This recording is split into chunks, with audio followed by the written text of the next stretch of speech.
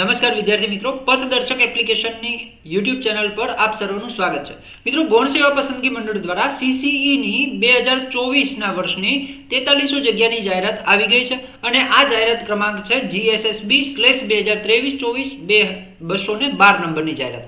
હવે પ્રશ્ન એવો થાય કે ગ્રુપ એ માં કઈ પોસ્ટ આવશે અને ગ્રુપ બી ની અંદર કઈ પોસ્ટ આવશે. તો એના વિશે આપણે આ વિડીયોની અંદર ચર્ચા કરવાના છીએ. તો સૌથી પહેલા જો તમે ચેનલની અંદર નવા છો તો ચેનલને સબસ્ક્રાઇબ અવશ્ય કરી દો.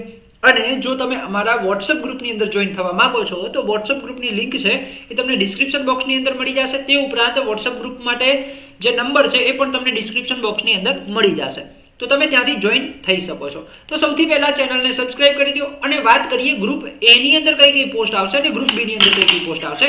તો ગ્રુપ એ ની અંદર તમારી જે છે એ હેડ ક્લાર્કની પોસ્ટ આવશે. બરાબર છે, હેડ ક્લાર્ક છે, સિનિયર ક્લાર્ક છે, ઓફિસ આસિસ્ટન્ટ છે, સચિવાલય તથા ગુજરાત જાહેર સેવા આયોગના, બરાબર, કલેક્ટર કચેરીના જે ક્લાર્ક છે, કાર્યાલય અધિક્ષક છે, બરાબર છે, કચેરી અધિક્ષક છે, સબ રજિસ્ટ્રાર છે, સબ રજિસ્ટ્રાર ગ્રેડ 2 છે, સ્ટેમ્પ નિરીક્ષક છે, સમાજ કલ્યાણ નિરીક્ષક છે, મદદનીશ સમાજ કલ્યાણ અધિકારી છે, સમાજ કલ્યાણ નિરીક્ષક છે, ગૃહ માતા છે, ગૃહપતિ છે, મદદનીશ આદિજાતિ વિકાસ અધિકારી છે, મદદનીશ સમાજ કલ્યાણ અધિકારી છે, ડેપો મેનેજર છે, ગોડાઉન મેનેજર, બરાબર, જુનિયર આસિસ્ટન્ટ છે. આ તમામ જે પોસ્ટ છે એ તમારી ગ્રુપ એ ની અંદર આવવાની છે. ઓકે, તો આ ગ્રુપ એ ની અંદર આ પોસ્ટ આવશે. બરાબર, જો તમે અમારા વોટ્સઅપ ગ્રુપની અંદર જોઈન નથી થયા તો આ નંબર જે તમને આપેલો છે એના ઉપર તમે તમારું જે નામ અથવા તો CCE લખીને મેસેજ કરશો એટલે તમે અમારા વોટ્સઅપ ગ્રુપની અંદર જોઈન થઈ શકો છો.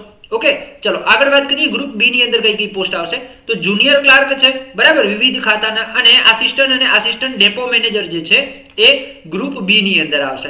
બરાબર, તો હવે પ્રશ્ન એવો થાય કે સાહેબ ગ્રુપ એ માં ફોર્મ ભરવું, ગ્રુપ બી માં ભરવું, તો એના માટે પણ આપણે નેક્સ્ટ વિડીયો લઈને આવવાના છીએ. બરાબર છે, તો જો તમને આ વિડીયો સારો લાગ્યો હોય તો તમારા મિત્રોને અવશ્ય શેર કરજો અને ચેનલની અંદર જો તમે નવા છો તો ચેનલને સબસ્ક્રાઇબ કરવાનું ભૂલતા નહીં.